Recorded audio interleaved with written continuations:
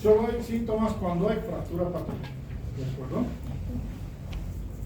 De hecho, lo que corresponde a la epidemiología es una enfermedad frecuente, generalmente en adultos mayores, y varía de acuerdo a los factores de riesgo que tienen cada población, inclusive la etnia, ¿no? Es el principal causante para fracturas, más en adultos mayores, principalmente en cadera. Para el 2050, 6.25 millones de personas pueden tener este tipo de enfermedad. Recordando un poquito la parte ósea, tenemos un hueso cortical y el hueso clavicular o esponjoso, ¿no? ¿De acuerdo? El cortical o compacto va a recubrir todo lo que es la parte externa de los huesos, principalmente los largos, y el clavicular que lo vamos a encontrar por dentro de la cortical, ¿no? Que corresponde principalmente a la parte axial.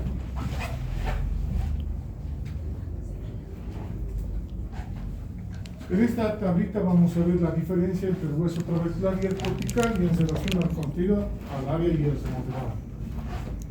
Fíjense que en masa el clavicular solo es el 20%, tenemos más cortical, el 80%, pero en área el clavicular ya es el 80% y el cortical 20%. Y en la parte de remodelado por año, el clavicular puede llegar hasta un 25% de remodelado y el cortical solo el 3%. Y hasta un 10% hay un constante remodelado. En cada momento, en este momento, el 10% de nuestro hueso se está remodelando. Entonces, si no tienen factores de riesgo, ¿no? Pero ustedes son jóvenes, así que no hay problema. Hablamos de modelado óseo al cambio en la forma y tamaño que puse durante el crecimiento, ¿no?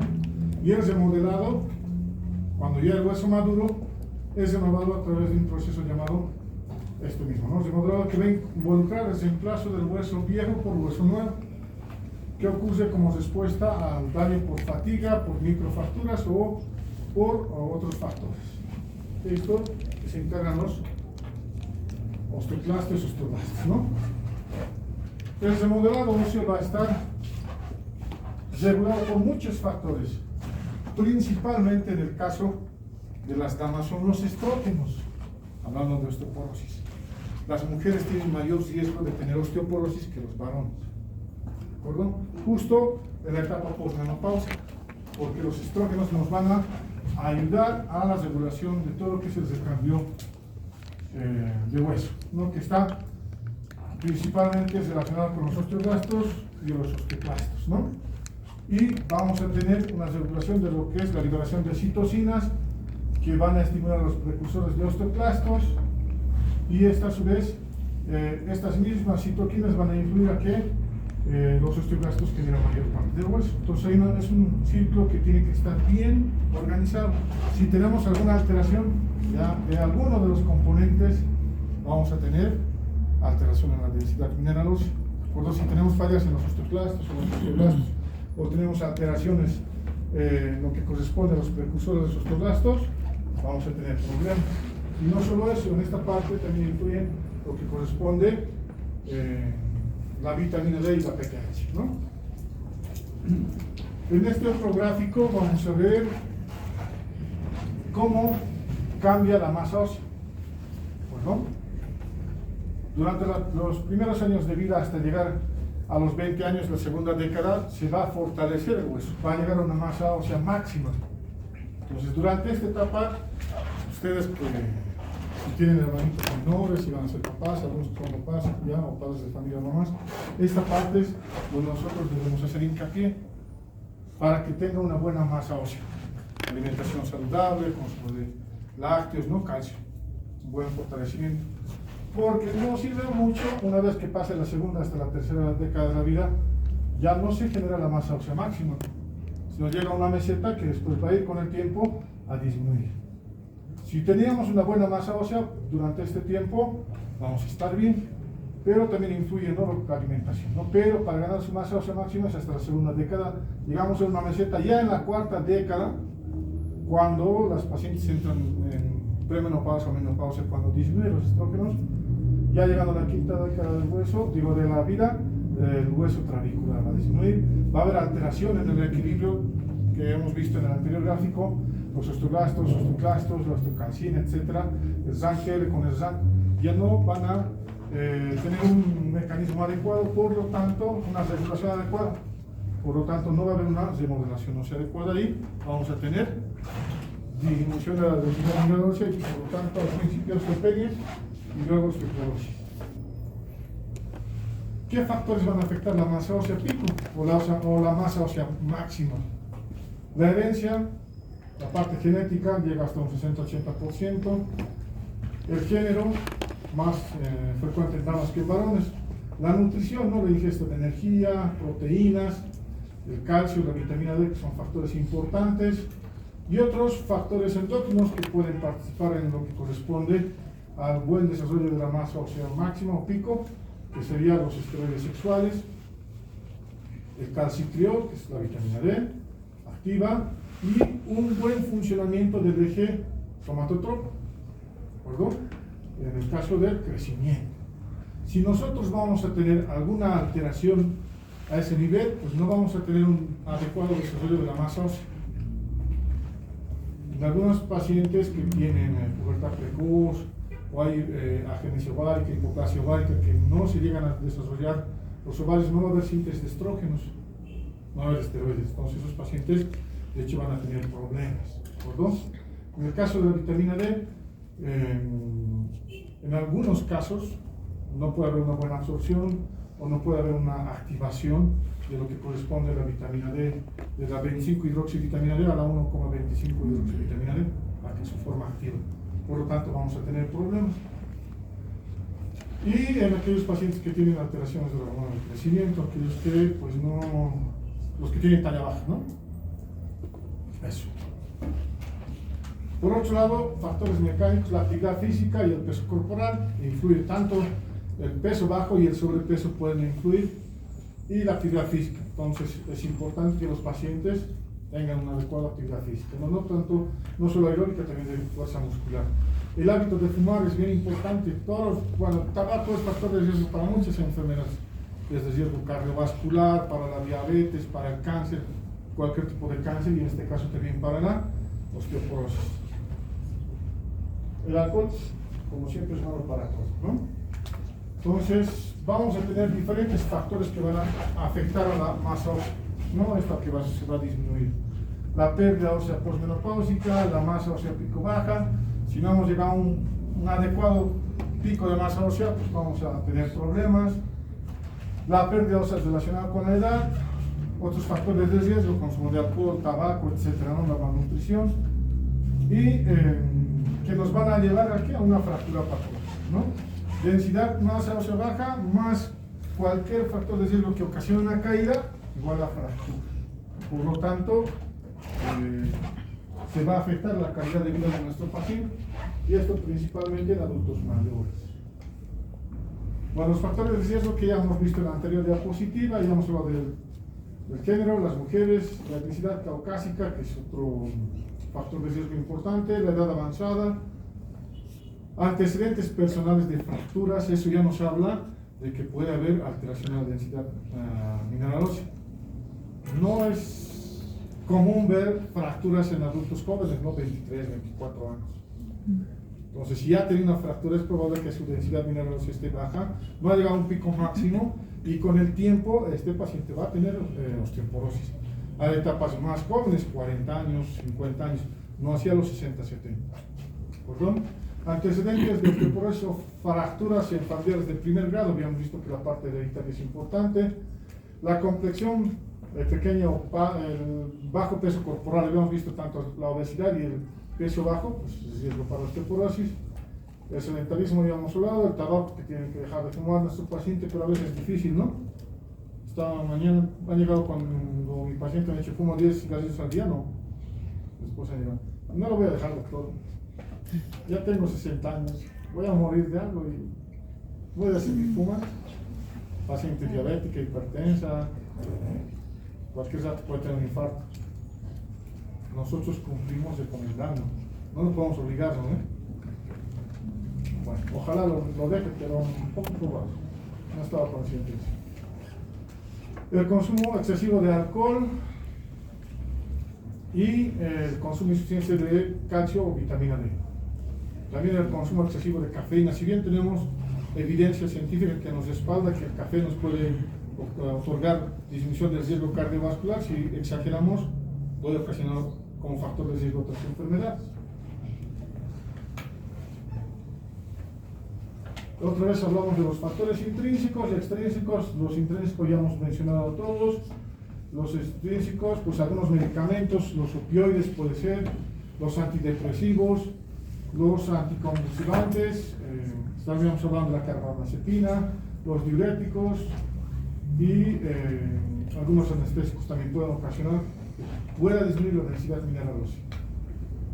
Algo importante que debemos tomar en cuenta como factor intrínseco para la osteoporosis que se complica con fracturas es la seguridad que hay en la casa. Si nosotros tenemos pacientes adultos mayores o tienen ustedes familiares adultos mayores, debemos habituar el hábitat de nuestro paciente o recomendar a los familiares que tienen que adaptar esto, ¿no? Tiene que haber barandas para que no se caigan, no tiene que haber baños con alfombras antideslizables, no tiene que haber las alfombras en las salas sueltas porque se pueden tropezar con eso, se caen y hay fracturas, ¿no? Los muebles inestables y la poca iluminación. Para hacer el diagnóstico de la osteoporosis, nosotros vamos a hacer una densitometría ósea. La densitometría ósea nos va a permitir medir qué calidad tiene este hueso y cómo está su masa ósea, ¿no? Generalmente lo hacemos en columna y en cadera, donde es más representativa la parte ósea. Y en algunos casos también se los hace de la muñeca, ¿no? De la parte distal del antebrazo. Entonces aquí vemos un hueso normal, la parte transarticular, fíjense cómo está, y en la parte de la osteoporosis, cómo está disminuida esta parte, ¿no?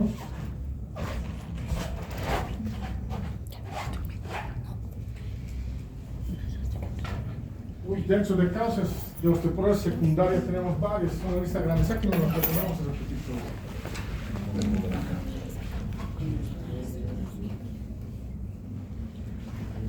Entonces, fíjense que son varias causas, tenemos causas endócrinas, la diabetes, el hiperparatiroidismo, el síndrome de Cushing en salud, más bien lo están grabando, síndrome de Cushing, el hipogonadismo, alteraciones en el ciclo menstrual, la menopausia prematura, la concentración de testosterona baja en el caso de los varones, la hiperprolactinemia, el embarazo y la lactancia, ¿no? Después tenemos enfermedades autoinmunes, trastornos digestivos, trastornos hematológicos, trastornos neurológicos. Donde existe enfermedad puede haber factor, puede ser causante de osteoporosis secundaria. Entonces, en el caso de osteoporosis secundaria se corrige la enfermedad y la densidad mineral ósea o la calidad del hueso tienen que mejorar porque el factor desencadenante ya lo vamos a tratar.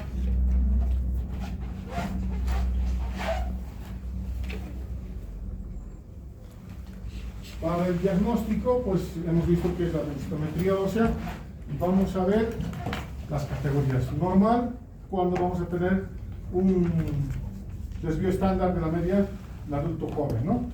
Hacemos diagnóstico de osteoporosis cuando está menos 2.5 y osteoporosis grave cuando es la densidad mineral ósea menos de 2.5, pero con presencia de una fractura patológica, ¿de acuerdo?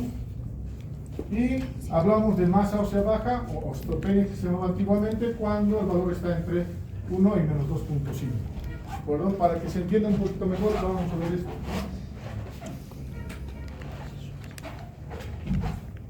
Con esta campana de Gauss vamos a ver si desde el 0 o desde el 1 hasta el menos 1 es normal. ¿De acuerdo? Ya desde menos 1 hasta menos 2.5 vamos a tener osteopenia, donde hay disminución de la masa ósea. Cuando ya tenemos menos de 2.5, llega el diagnóstico de osteoporosis, ¿de acuerdo? Y osteoporosis severa o establecida cuando tenemos una densidad menor a 2.5 y existe una fractura.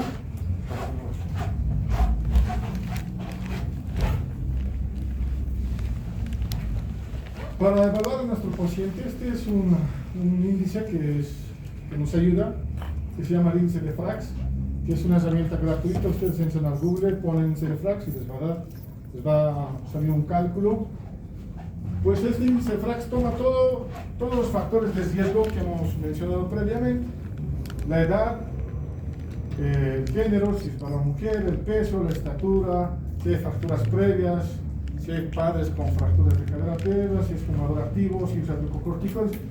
Solamente es una calculadora de todos los factores de riesgo que habíamos mencionado y nos lo simplifica.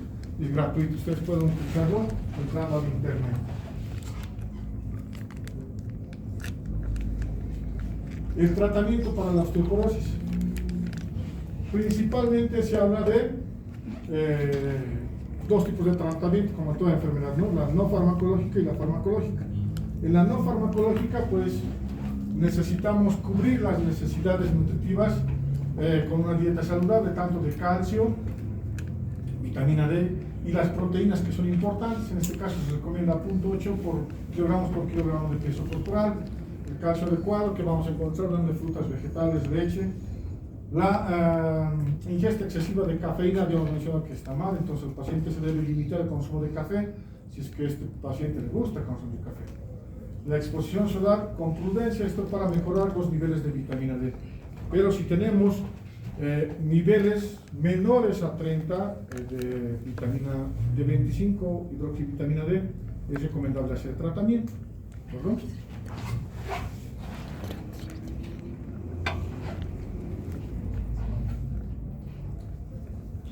Entonces, en este programa vamos a ver la parte de suplementación. Se recomienda 1200 miligramos día de calcio en la dieta. Podemos utilizar carbonato de calcio o citrato de calcio como suplemento de vitamina D3, especialmente en los pacientes mayores de 65 años que tengan deficiencia. El colecalciferol, que es la vitamina D activa en pacientes mayores de años cuando tienen deficiencia de 25 hidroxivitamina D. Séricas, el calciferiol, que es otro tipo de calcio que nos ayuda, sin embargo no es de uso frecuente porque no es fácil adquirir. En cuanto a esto, si nosotros tenemos deficiencia de vitamina D, podemos hacer esquema de tratamiento. Hay dos tipos: se tiene que hacer una dosis de ataque y luego de mantenimiento. Podemos utilizar vitamina D3 de 50.000 unidades cada semana por 2 meses. Y luego, de acuerdo a nuestro paciente, se da vitamina D de 2.000 hasta 10.000 unidades cada día, si es que no ha mejorado muy bien después de la dosis de impregnación o ataque que ha tenido nuestro paciente, después de la dosis de vitamina D, ¿no? La nutrición es importante, balanceada con alimentos saludables. Se recomienda que antes de comer con comidas rápidas, ¿no? Frituras, etc., para incluso bajar de peso. Los hábitos: prohibir el alcohol, dejar de fumar, no consumir café, y el ejercicio, que es importante, ¿no? Además de lo que habíamos mencionado, disminuir los riesgos de fractura y modificar la habitación o la casa donde vive el paciente. Cuando ya tenemos el diagnóstico de osteoporosis como tal, pues, ¿qué vamos a hacer? Vamos a evaluar si hay riesgo de fractura o no, si hay bajo riesgo, alto riesgo o muy alto riesgo de fractura. ¿Perdón? Generalmente nosotros utilizamos bifosfonatos porque son accesibles en la consulta. Existe la seguridad a corto plazo, que son todos los seguros, también en sus físico, pero es accesible, no es muy caro. De los que con más frecuencia ustedes van a utilizar va a ser el alendronat, que se da una dosis de 70 miligramos semanal. ¿Perdón? Ahora, si nuestro paciente no tolera la vía oral y es polimérica, recuerden que los pacientes mayores de 65 años tienen presión alta, tienen diabetes, tienen dislipidemia, tienen síndrome vertiginoso, están tomando losartán cada 12 horas, hidroclorotiazida, están tomando atorvastatina, están tomando nivolipina, están tomando un montón de medicamentos, a veces hasta con 10 medicamentos llegan a la consulta. Se puede hacer tratamiento por vía parenteral usando el ácido solendrónico, que la dosis es una vez al año, 4 o 5 miligramos vía endovenosa una vez al año. ¿Perdón? Tomar en cuenta lo siguiente: no podemos hacer más de 5 años el tratamiento con los bifosfonatos, e incluso algunos autores dicen el ácido solendrónico solo por 4 años. ¿De acuerdo? Eso. Ahora, otra opción de tratamiento cuando el paciente no tolera los bifosfonatos o ya ha cumplido los 4 o 5 años de tratamiento, se hace una ventana terapéutica. Se debe hacer una nueva densitometría ósea y evaluar si es que todavía está con osteoporosis severa o tiene fractura o tiene gran riesgo de fractura, muy alto el riesgo de la fractura. Debemos continuar con otros fármacos como el denosumab. El denosumab igual no es por vía oral, es por vía subcutánea, se utiliza cada 6 meses, 2 veces al año. El detalle es el costo. Antes no teníamos en Bolivia, pero ya este año ha llegado y el costo está entre 3.000 a 4.000 bolivianos. Entonces, los que pueden comprarse. No es una buena opción de tratamiento. En relación al ácido zoledrónico, está costando desde 800 hasta 1.500, depende de la marca. Una vez al año, 2 veces al año. Con más frecuencia utilizamos el alendronato porque está súper económico. ¿De acuerdo? Ahora, en pacientes que tienen muy altos riesgos de fractura, existen otros 2 fármacos como el romosumab y la deriparatida, que no los tenemos en Bolivia. ¿De acuerdo? Solo un paciente tengo que estar utilizando deriparatida por otras patologías más que tiene, pero lo traemos. Él se hace traer, sus familiares viven en Chile y los demandan. Entonces, son opciones que tenemos cuando no podemos utilizar los bifosfonatos o el denosumab, ¿de acuerdo? Están presentes. Es bueno que lo sepan, pero no lo podemos utilizar con frecuencia porque no hay en nuestro medio y cuestan muy caro, ¿de acuerdo? Por otro lado, no solamente existen esos fármacos, tenemos otros. Aquí tienes en esta tablita que los primeros van a ser los bifosfonatos, también tenemos el raloxifeno. En casos de pacientes que en su laboratorio encontremos estrógenos muy bajos, los estrógenos son útiles para hacer tratamientos en la osteoporosis, en el caso de las damas principalmente, ¿de acuerdo? Después la calcitonina, que es otra opción, que no la tenemos en Bolivia. Ya hemos hablado de la tiraparatida, de la SUMAP, pues eso es realidad. Pero con más frecuencia vamos a encontrar los bifosfonatos. Algo bien importante que debemos recordar: las fracturas reducen no solo la calidad de vida, sino, bueno, no solo la cantidad, o sea, en tiempo de vida, sino la calidad de vida. Si ustedes se topan con un paciente que tiene una fractura de cadera general entre los adultos mayores, si estos no tienen un poder adquisitivo bueno, pues su pronóstico no es tan bueno. Llegan a fallecer en los 6 meses o 1 año después de una fractura de cadera. Que no se puedan costear una prótesis de cadera, ¿no? Ustedes que ya han ido por varios hospitales, los traumatólogos están operando a pacientes de 90 años, ¿no? Con fractura de cadera, están poniendo prótesis de cadera. No digo que está mal porque mejora la calidad de vida. Si bien el paciente no va a volver a caminar, pero pues no va a tener esas molestias. Pero aquellos que no tienen acceso a eso, su pronóstico no está mal. Y pues entran en estados de depresión. Es muy lamentable ver este tipo de pacientes que no pueden acceder a ciertos tipos de tratamiento. Llegan a fallecer, pierden peso, tienen úlceras por presión, que van incrementando grado 1, grado 3, grado 4, complicado. Y también pasa lo mismo en estos pacientes cuando sus familiares no se hacen cargo de ellos, pues abandonan, ¿no? Y pues vamos a tener muchos de esos pacientes en las casas de retiro, ¿no? De los adultos mayores, llamados asilos. Bueno, hasta aquí. ¿Alguien tiene alguna pregunta? En una paciente de 60 años con osteopenia, ¿es adecuado dar un tratamiento prolongado con suplementos de calcio? Recuerden bien, no se debe hacer tratamiento en osteopenia con tratamiento para osteoporosis. Escuchen bien esto, ¿perdón? El tratamiento en la osteoporosis no es curativo, no va a curar la enfermedad. El tratamiento con los bifosfonatos o con los otros fármacos que hemos mencionado van a mejorar la calidad del hueso por un tiempo y así van a evitar fracturas. No es que con el tratamiento vamos a curar la enfermedad. Entonces, por eso no se recomienda hacer tratamiento en osteopenia con los fármacos para la osteoporosis. Se debe evaluar a tu paciente con todos los factores de riesgo, no todo lo que nos mencionamos: si fumas, si consume alcohol, el peso, si ya tienen fracturas previas, etc. Cuando tengamos una osteopenia severa, sí, riesgo-beneficio, no en todos los pacientes. No te voy a decir, nunca vas a dar tratamiento, tienes que evaluar a tu paciente es individual y en algunos casos sí se requiere.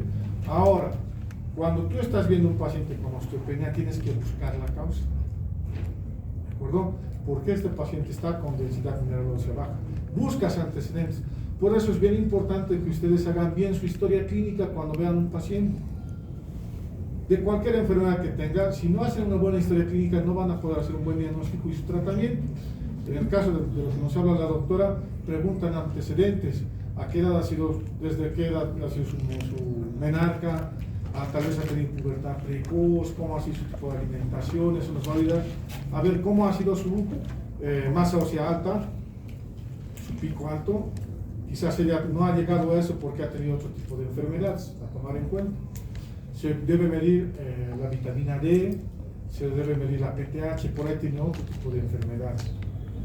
Pero si tenemos niveles de calcio bajos, es recomendable dar calcio. Pero sí le pueden dar tratamiento con calcio. Pero no debe superar los niveles de calcio que debemos tener, ¿no? El calcio total sérico, de acuerdo al laboratorio, para algunos es 10, 10.5 para otros laboratorios, ¿no? Varía el rango, pero no debe sobrepasar. Debemos mantener el calcio en 8.5, que es el límite inferior para algunos laboratorios, sino en muy pocos es 8, el rango inferior, ¿no? Pero debemos mantenerlos ahí. Pero hay que buscar primero cuál es la causa de la deficiencia del calcio. Porque si exageran, vamos a ocasionar que si el paciente es adulto joven, va a tener litiasis de nada, va a tener otras cosas. Pero si es joven, hay otra cosa, hay que buscar. ¿Alguien tiene alguna otra duda para buscar? Centellografía, ¿cómo le hacemos? ¿Por qué no sabías? ¿Nadie? Bueno, terminamos. ¿No? Les deseo Centellografía. ¿Para qué? éxito. ¿Cáncer? ¿Tumor?